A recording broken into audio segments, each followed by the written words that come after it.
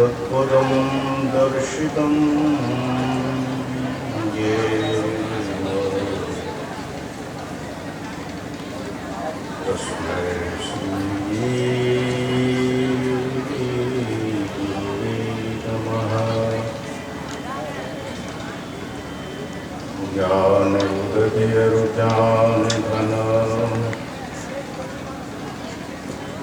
सद्गुरु शंकर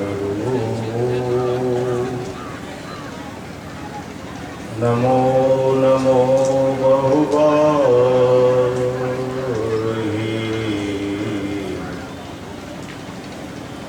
सकल सुपूज्य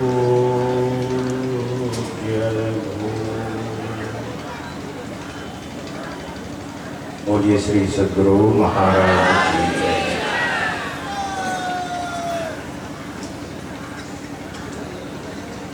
परमाराध्य परम पूज्यपाद संत सद्गुरु महाराज की परम पावन युगल पद्म पदों में सदा सदा सादर प्रसंगन अपने निवास में विराजमान पूज्यपाद महर्षि हरिनंदन परमहंस जी महाराज के पावन चरणों में कोटि से नमन। मंच पर विराजमान मुद मंगल में पूज्य साधु समाज,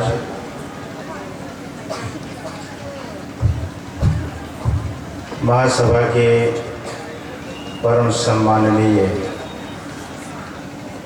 पदाधिकारीगण, विद्वज्जन, सत्संग में समुपस्थित परम आदरणीय सत्संग प्रेमी सदात्माओं, भक्तिमती माताओं एवं करुणामयी बहनों,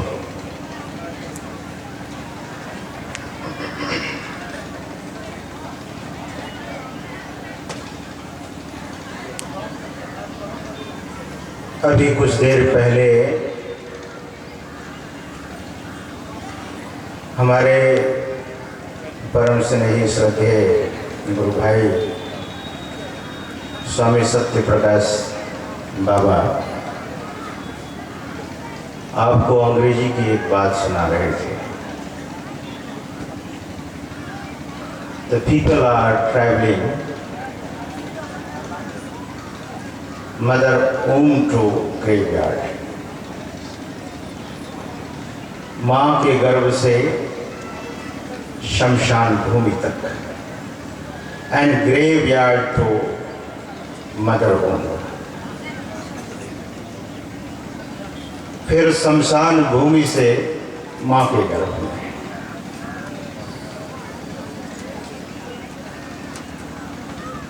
यह शरीर वेद शास्त्र पुराण से घट की संज्ञा दिया है। घट जिसका अर्थ घड़ा होता है,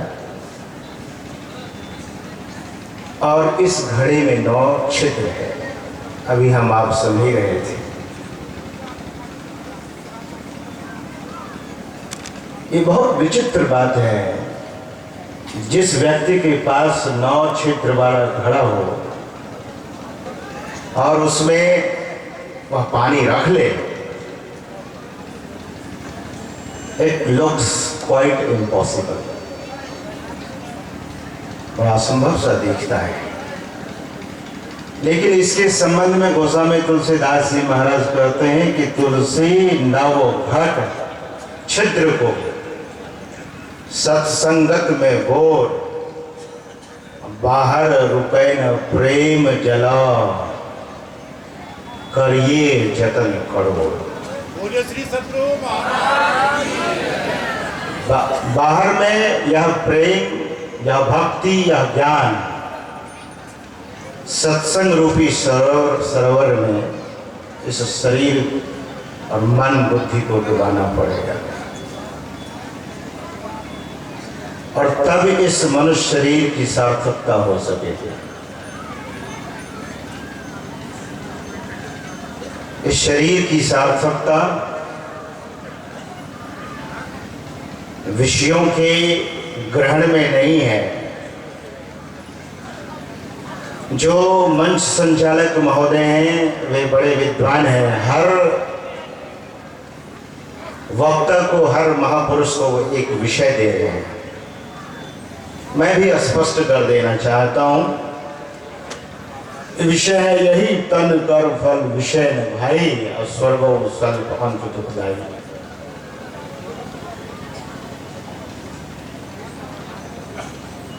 स्वर्ग का सुख के संबंध में सुन ही रहे थे, बहुत बड़ा। But the western, the learned men, they have said, and I see they have interpreted in a perfect way. सुख, स्वर्ग में जो सुख है उसको प्लेजर कहते हैं। इंद्रियों से जो ग्रहण होता है वह सुख नहीं है। इंद्रियां विषय को ग्रहण करती है, इंद्रियों से सुख नहीं मिलता है। आत्मा से ही सुख की प्राप्ति हो सकती है, और इंद्रियों के द्वारा है। और संसार में सुख को ढूंढना और विषय के द्वारा विषयों में जाकर यह मूढ़ता है, यह अज्ञानता है। यही महापुरुष लोग का है। संसार एक मेला है। महापुरुष कहते हैं 2 दिनों का मेला है, जीवन भी 2 ही दिनों का है, एक दिन आना और एक दिन जाना। बीच का जीवन, आने और जाने के बीच में जो जीवन है उसी को जीवन कहते हैं, दैट इज द लाइफ। और वह जीवन कैसा है? लोग भूले बैठे में इस संसार में। मुझे एक कथा याद आती है। एक राजा मेला लगाता है और अपने मंत्री से कहता है कि हे मंत्री, हमारे पूरे राज्य में यह ढिढोरा पीट दो कि मेरे सम्राट लगाने जा रहे हैं। 2 घड़ी का वक्त है, जिसको जो सामान मिले, जो जिसको सामान पसंद आवे वो ले ले। लेकिन मंत्री, उस मेले के मध्य में मैं भी बैठूंगा अपना सिंहासन लगाकर।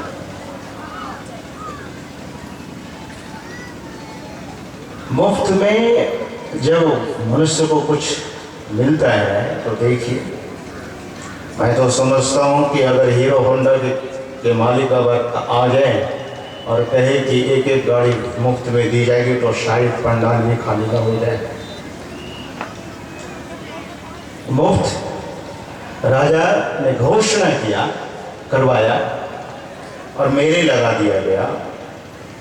भीड़ उमड़ पड़ी, लेकिन द्वार एक रखा था। सभी लोग पूरी कोशिश कर रहे थे कि पहले मैं। और उस मेले में बहुत तरह के सामान रखे गए, बहुत तरह के सामान, एक से एक सामान रखे गए। लोग आते गए, चीज़ों को पसंद करते गए, लेते गए। लेकिन जब लेते थे तो फिर दूसरी कीमती वस्तु उनको दिखने लगती थी, उसे छोड़कर अन्य वस्तु पर चले जाते थे। इसी बीच एक बुद्धिमान युवक उस मेले में प्रवेश कर रहा है। संसार में लोग संसार की वस्तुओं को इकट्ठे करने में लगे, शरीर को सजाने में लगे हुए हैं। शरीर का महत्व किस लिए? भगवान श्री राम कहते हैं यही तन कर फल विषय ने भाई, विषयों को ग्रहण करने के लिए नहीं, सार तत्व को प्राप्त करने के लिए यह मनुष्य शरीर मिला है। लेकिन देखें उस मेले में जैसे लोग भूल गए, लेकिन एक बुद्धिमान युवक उस मेले में प्रवेश करता है और लोगों से कहता है हटो, मुझे आगे जाने दो। लोगों ने कहा कि कैसी बात करते हो, इतनी चीजें पड़ी हुई हैं लोग। लेकिन वह युवक भीड़ को चीखता हुआ आगे बढ़ रहा है, रुक नहीं रहा है। लोगों ने कहा ये पागल है, लेकिन वह युवक भीड़ को चीरता हुआ सम्राट का सिंहासन जहाँ लगा हुआ था वहाँ पहुँचा, और वहाँ पहुँचकर उस सम्राट के सामने खड़े होकर हाथ जोड़कर कहा कि सम्राट, इस मेले में आपका सिंहासन लगा हुआ है और आप भी इस मेले में बैठे हुए हैं। मैं आपको पसंद किया और आपको पसंद कर आपको लिया। और जैसे ही युवक ने ऐसा कहा सम्राट से, सम्राट अपने सिंहासन से उठा और उस युवक को अपनी छाती से लगाया और कहा, वाह, तूने मेरे मकसद को समझ लिया। यह तो कथा है, लेकिन अगर इसे आध्यात्मिक पक्ष से देखें, हाँ, एक बात और, सम्राट ने उस युवक से पूछा, ऐ वत्स, इस मेले में तो बहुत सारी वस्तुएं थी, तूने और कोई वस्तु का चयन नहीं किया, उसे पसंद नहीं किया और मुझे पसंद किया, आखिर यह राज तूने कहाँ से पाया? तो युवक ने कहा कि मेरे संत सदगुरु इस मेले के बाहर खड़े हैं, उनके चरण को जब मैं छुआ और आशीर्वाद मांगा तो सदगुरु ने पूछा कि क्या लोगे? तो हमने उन्हीं से निवेदन किया कि आप जो कहेंगे वही मैं दूंगा। तो मेरे सदगुरु ने कहा कि तुम इस मेले में जो सम्राट बैठे हैं उन्हीं को पसंद करना और उसी को लेना। और मेरे सदगुरु ने यह शिक्षा दी, यह उपदेश दिया, तब राजा गदगद हो गया सुनकर। दरअसल में इस संसार में, इस संसार रूपी मेले में सच्चे संत सदगुरु भी रहते हैं, लेकिन वे रहते कैसे हैं? किसी शायर ने कहा है कि दुनिया में उस महापुरुष के संबंध में कहा, या वही महापुरुष अपने मौज में आकर कहे होंगे कि दुनिया में रहता हूँ, दुनिया का तलबदार नहीं हूँ, बाजार से गुजरता हूँ मगर खरीदार नहीं हूँ। दुनिया के विषयों का खरीदार संत महापुरुष नहीं होते हैं, और इसीलिए तो इनके चरण की पूजा होती है। ये विषय की तरफ अपने चरण को, अपने कदम को, अपने जीवन को नहीं ले जाते हैं, विषयों से मोड़ कर रखते हैं, और विषय से मुड़ जाना ही वीरों का काम है, विषय से मुड़ जाना ही उन सज्जनों का काम है, साधुओं का काम है। मानस में भगवान श्री राम ने कहा माता सबरी से, छड़दम शील विरति बहुकर्मा, अनिरत निरंतर सज्जन धर्मा। विषयों से जो छूटे हुए होते हैं, सज्जनों का धर्म क्या है? तो वह युवक को युक्ति मिली तो राजा को पसंद किया, राजा को लिया, तो पूरा राज्य उनका हो गया। हम आप भी विषय को अगर ग्रहण नहीं करेंगे, संत सदगुरु के बताए हुए युक्ति पर चलेंगे, तो इस मेले में, इस जगत रूपी मेले में वह परमात्मा भी है। ईशावास्यमिदं सर्वं यत्किंचित् जगत्याम जगत। श्रुति भगवती कहती है कि वे ईश्वर इस पूरे संसार में आच्छादनीय है, और इसी संसार में और इसी शरीर में रहते हुए ही परमात्मा की प्राप्ति होगी। संत कबीर साहब ने कहा कि साधो भाई जीवत ही करो आशा, जीते जी उस परमात्मा की प्राप्ति, मुक्ति धाम की प्राप्ति कर सकते हैं। और यह मनुष्य शरीर ही एक सुंदर साधन है हम आप लोगों के लिए। यही महापुरुष लोग कहते हैं कि भक्ति उस परमात्मा की करनी पड़ेगी, लेकिन विषयों के साथ नहीं, विषयों से छूटकर। एक बात, एक गरीब आदमी अगर अमेरिका के राष्ट्रपति से जाकर मिलना चाहे, जिसके पास झोपड़ी भी नहीं है, खुले आसमान में रहता है, हाथ में कटोरी है, भीख मांगता है, और अमेरिका के राष्ट्रपति से मिलना चाहे, तो आपको लगता है कि वह मिलेगा? यह इंद्रियां वैसे ही है, यह इंद्रियों से उस परमात्मा की पकड़ नहीं हो सकती है। परमात्मा तक यह इंद्रियां नहीं जा सकती है, जैसे वह भिखारी नहीं जा सकता है। लेकिन ध्यान दीजिए, अगर उस परमात्मा की कृपा हो जाए तो हम तक वे आ सकते हैं। सदगुरु की कृपा हो जाए तो कृपा के लिए भी भगवान श्री राम हम थोड़ा सा आगे बढ़ते हैं कि भगवान ने संकेत अंत में किया है, जो आगे के प्रवक्ता लोगों से आप सुनेंगे, महापुरुषों से सुनेंगे कि भगवान ने संकेत किया है उन महापुरुषों के लिए। जैसे अमेरिका का राष्ट्रपति एक गरीब आदमी से आकर मिल सकता है, गरीब आदमी नहीं मिल सकता है लेकिन वो आके मिल सकता है, उसी तरह से इन विषयों में पड़ा हुआ मनुष्य जो दीनहीन बना हुआ है वह नहीं मिल सकता है, लेकिन उनकी मेहर अगर हो जाए तो वे आके मिलेंगे, लेकिन पात्रता अपने में लाना पड़ता है। अगर इस तरह से शायद यह उदाहरण उतना सटीक नहीं हो, अमेरिका का राष्ट्रपति ना भी मिले, लेकिन हम आप अगर उसे पुकारेंगे, उनकी करुणा और कृपा पर भरोसा रखेंगे, तो निश्चय ही यह मनुष्य शरीर हम आपका सफल होगा, क्योंकि इस शरीर में ही पुकारने की ताकत है। अन्य गाय बैल भैंस पशु पक्षी अन्य किसी योनियों में, इतर योनि में यह क्षमता नहीं है उस परमात्मा को पुकारने की। इसलिए इस मनुष्य शरीर की बड़ी महत्ता है, उपयोगिता है।